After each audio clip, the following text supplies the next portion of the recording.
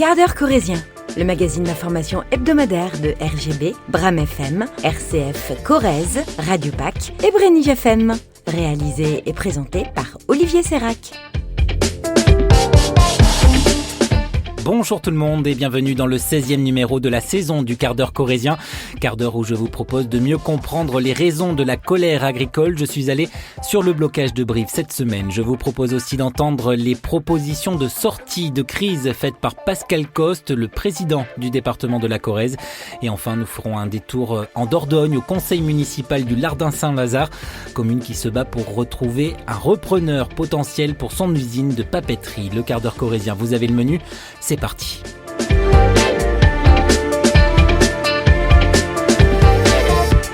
Depuis mardi, la colère agricole est visible en Corrèze. 2 points de blocage ont été construits, l'un à Ussel sur la 89 et l'autre à Brive sur la 20.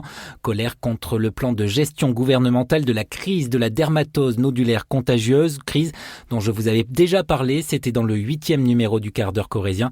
Et pour lutter contre la propagation de la maladie dans les troupeaux, le protocole est le suivant. Dès qu'une vache est porteuse de la maladie, alors l'ensemble du troupeau est abattu. De quoi irriter Loïc, militant de la coordination rurale en Corrèze. Il a 23 ans et est installé depuis 2 ans avec ses parents à Meillard, à la frontière avec la Haute-Vienne. Il y a des bêtes qui sont positives, d'accord. Il y en a d'autres, elles n'ont rien demandé. C'est tout simplement comme si demain matin, un député a attrapé la grippe et tous ses collègues on les tué. C'est ni plus ni moins cette chose. Et ça, je trouve ça inadmissible, quoi. Les bêtes n'ont rien demandé parce qu'il y en a qui sont pas malades. L'abattage total, il y a d'autres solutions, c'est sûr. Pas loin de lui se trouve Thomas. Lui a 25 ans. Il est salarié dans une exploitation à Orniac-sur-Vézère. Lui aussi milite à la coordination rurale. Et pour lui, cette gestion de la crise sanitaire actuelle l'inquiète pour son avenir. Si la DNC arrive aujourd'hui en Corrèze, ça va être compliqué, secteur élevage. Surtout vu la région qu'on est, on a énormément d'élevage. Donc c'est compliqué. Les vaches, quand tu les nais petits et un jour tu as la DNC qui arrive, on te dit t'abats tes vaches, c'est compliqué quoi. Tu prends un coup au moral, c'est très compliqué. Sur la centaine de personnes présentes à Brive, une très grande majorité était affiliée à la coordination rurale, syndicat plutôt classé à l'extrême droite, mais une dizaine de membres de la Confédération paysanne, classée plutôt à gauche, elle, était aussi présente, parmi lesquels Léo, agriculteur à la retraite venu de Saint-Mexan. On n'a pas l'habitude de manifester avec la coordination rurale, mais il se trouve que là, sur cette affaire-là, on a les mêmes revendications. Et là, on manifeste avec le MODEF aussi, en Corrèze, quand plusieurs syndicats se retrouvent sur les mêmes revendications. Je pense que ça va faire du poids. Alors, concrètement, ce qu'on demande, c'est un autre protocole. Alors, ça a été déjà demandé plusieurs fois dans le Doubs, en Ariège, mettre en place un protocole alternatif pour voir comment ça fonctionne, sous surveillance bien sûr, mais ça a toujours été refusé. Et là, on espère que ça finira par aboutir. Pour Alexandre Clar, le patron de la coordination rurale en Corrèze, ce nouveau plan de gestion de la crise sanitaire serait simple à mettre en place. On demande un protocole où on abat les bêtes malades et on met sous cloche l'exploitation où il y a eu ces bêtes malades et on met en surveillance pour voir l'évolution s'il y a ou il n'y a pas de la maladie.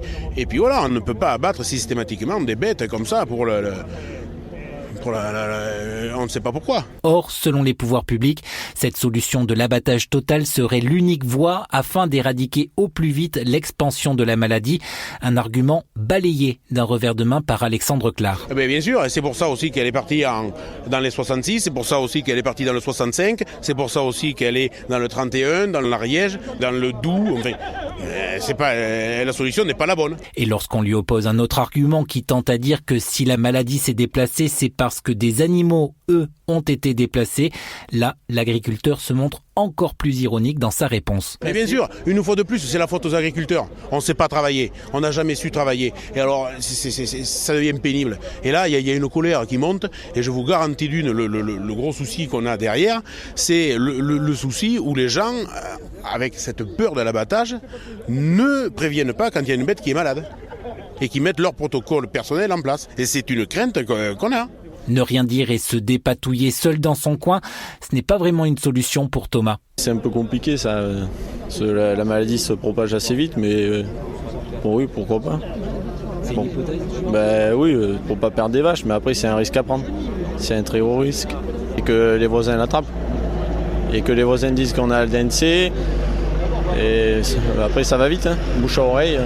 Quoi qu'il en soit, hier encore, les agriculteurs ne souhaitaient absolument pas baisser le pavillon tant que le gouvernement ne bougerait pas. C'est un mouvement qui est prévu pour durer. Tant que le ministère ne bougera pas sur ce poste-là, on ne partira pas, ou alors sous la contrainte de la force publique. Mais aujourd'hui, on demande aussi à ce que le Premier ministre recadre un peu sa ministre et prenne les choses en main. Enfin, à un moment, Madame la ministre était prof de français, qu'elle retourne sur les bancs de l'école et l'agriculture s'en portera que mieux.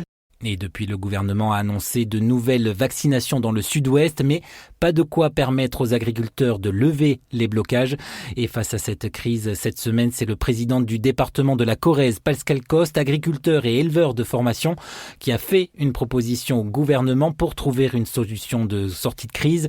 Cette proposition, c'est de laisser le choix aux éleveurs. Il est important qu'on puisse mieux connaître comment ça peut évoluer et faire en sorte de pouvoir laisser le choix aux éleveurs. C'est très important qu'on puisse associer les éleveurs pour qu'ils comprennent bien les évolutions sanitaires. Et donc qu'on puisse faire le choix, soit entre l'abattage total, qui est une solution robuste, ou soit un système expérimental qui permette, en accord avec les éleveurs du secteur, de faire en sorte qu'on abatte que les animaux qui présentent des signes inquiétants ou des signes de dermatose, que l'on ait ensuite une vaccination de l'ensemble des animaux pour les préserver dans le secteur, et qu'on ait un suivi scientifique de l'élevage qui permette de voir comment évolue la maladie. Ce choix est donc proposé afin de permettre à la science de pouvoir collecter le maximum d'informations de sorte que le monde de l'élevage puisse mieux réagir en cas de retour de la maladie. Parce qu'après tout, la vaccination protège, certes, mais peu de temps. La vaccination ne fonctionne pas forcément à 100%. Et lorsqu'on vaccine, il faut 21 jours pour que les animaux réagissent. Donc ça laisse une période où ils ne sont pas complètement couverts. Et ensuite, c'est pas parce que vous vaccinez qu'un animal n'a pas aussi eu une piqûre et n'ait pas été contaminé avant la vaccination. Donc c'est pas une science exacte. Et il y a les délais qui sont liés à la vaccination elle-même et qui fait que ça pose un certain nombre de problèmes. Parce que généraliser la vaccination serait aussi problématique, relève Pascal Coste. Retrouver le statut indemne et de permettre une commercialisation large des animaux demain. Donc c'est pas non plus la seule solution. C'est pour ça qu'il faut avoir beaucoup d'humilité. Il y a un système éprouvé, certes, mais qui est très éprouvant pour les éleveurs. Perdre son cheptel, abattre, c'est aussi des conséquences, au-delà des conséquences économiques, des conséquences morales et humaines dramatiques. Donc il faut essayer de tester aussi d'autres solutions, d'où ce modèle hybride qui permettent d'associer beaucoup plus les éleveurs aux décisions qui les incombent. Cette proposition est unique en France selon le président Coste, proposition qui d'ailleurs a été rejointe par Alain Rousset, le président socialiste de la région Nouvelle-Aquitaine. Aujourd'hui, ça correspond à aucune revendication d'aucune centrale syndicale. C'est un mixte de plusieurs propositions. Parce que peu proposent un système d'éradication de la maladie. On s'oppose à l'abattage, on s'oppose à la vaccination, ou on veut de la vaccination à la place de l'abattage, mais on n'a pas proposé de solution complète. C'est avant tout la défense de l'élevage, la défense de nos territoires et de leurs éleveurs qui est en jeu, et notre modèle de sécurité alimentaire et d'alimentation correcte de nos concitoyens. On ne peut pas jouer avec cela. Jeudi soir, le ministère de l'Agriculture annonçait que près de 750 000 bovins allaient être vaccinés dans le sud-ouest. Mais la défiance de certains agriculteurs envers les vétérinaires complique aussi cet immense défi de protection des troupeaux. Merci à Charline Do de RCF Limousin pour son aide dans ce sujet. Depuis octobre dernier, les papeteries de Condat ont été placées en redressement judiciaire par le tribunal de commerce de Bordeaux. Juste avant, la CGT, mais aussi les collectivités, à savoir la mairie du Lardin-Saint-Lazare et la communauté de communes, ont porté un projet de SKIC. Ce projet dont je vous avais dessiné les contours dans le 7e numéro du quart d'heure corrézien. Cette SKIC, donc, avait été créée au cas où aucun repreneur potentiel ne s'était fait connaître et pour ainsi éviter la liquidation judiciaire, mais depuis que le redressement judiciaire a été prononcé et la mise en vente de la papeterie de Condat officialisée par l'Hecta, beaucoup de choses ont changé. D'ailleurs, lors du dernier conseil municipal du Lardin-Saint-Lazare, la maire LR de la commune, Francine Bourrat, a fait le point sur les différents potentiels repreneurs. En travaillant sur cette SCIC, la CGT et donc toutes ces organisations nationales et autres ont trouvé le groupe Finesta qui dans un premier temps souhaitait apporter ses contributions financières dans le cadre de la SCIC. Et ensuite il y a eu une évolution et aujourd'hui ils sont intéressés en nom propre pour reprendre cette entreprise. J'ai reçu le directeur international qui m'a expliqué son projet. Je vais le voir encore cette semaine avec le PDG pour finaliser et pour bien comprendre quels sont leurs projets pour les papeteries de Condat. Il y a un deuxième groupe intéressant et intéressé qui est le groupe SPB qui a revu un petit peu son offre par rapport à ce qui était présenté au départ et qui aujourd'hui a aussi une offre relativement intéressante pour le site de Condat. Je les rencontre également cette semaine avec le président de la communauté de communes et ils viennent aussi sur le site de Condat visiter. Voilà. Et ensuite, il y avait deux autres repreneurs, trois autres, mais qui ont pratiquement abandonné à l'heure où je vous parle. Et je crois savoir également qu'il y en a un troisième qui va retirer le dossier. Je vous rappelle qu'ils ont jusqu'au 23 décembre pour retirer le dossier et ensuite pour peaufiner leur offre jusqu'au 14 janvier, où le 14 janvier, nous avons rendez-vous au tribunal de commerce où sera prononcé, je l'espère, le nom du futur repreneur des papeteries de Condat. Donc vous l'aurez compris, 3 pistes potentielles sont possibles pour les papeteries de Condat. Ce sera donc au tribunal de commerce de choisir parmi ces candidats en fonction de 3 critères, rappelle la maire. Le nombre d'emplois, la pérennité du projet et bien évidemment le prix de rachat. De quoi ouvrir de nouvelles perspectives, assurait Francine Bourrat lors du dernier conseil municipal de l'année. Moi je suis, je ne vais pas dire rassurée, mais un peu quand même, et je crois beaucoup à une solution pour la papeterie de Condat. J'y ai toujours cru, je l'ai toujours dit, et on s'est battu. Mais vous voyez, comme quoi, des fois, l'union fait la force, et on travaille main dans la main avec les syndicats pour faire avancer. Donc nous faisons tout ce que nous pouvons pour sauver ce site.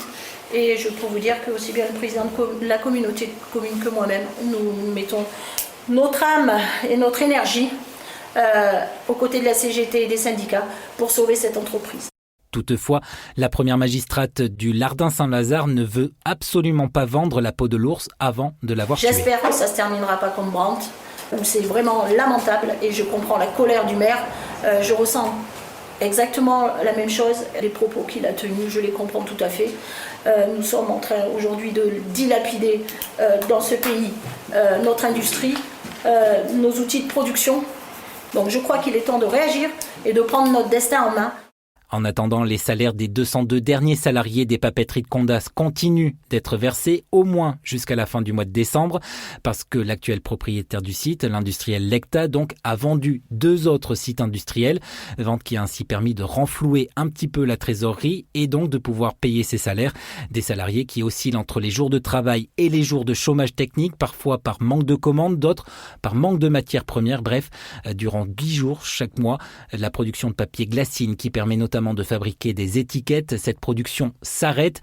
Désormais, les 202 salariés seront fixés sur leur avenir définitif en tout début d'année prochaine. Ce pourrait être le 16 janvier devant le tribunal de commerce de Bordeaux. Voilà, c'est la fin de ce quart d'heure corrézien, quart d'heure qui va évoluer à la rentrée prochaine de janvier parce que j'ai envie de faire un pas de côté face à l'actualité et surtout de vous faire entendre sur plusieurs numéros des portraits de Corréziens et de Corréziennes qui agissent sur notre territoire et qui agissent parfois en toute discrétion. Bref, ce nouveau format du quart d'heure corrézien va encore plus prendre le temps de vous rencontrer et il sera à entendre dès le week-end du 10 janvier. En attendant donc, je vous souhaite de passer de très bonnes fêtes de fin d'année mais surtout d'excellents moments en Corrèze ou ailleurs.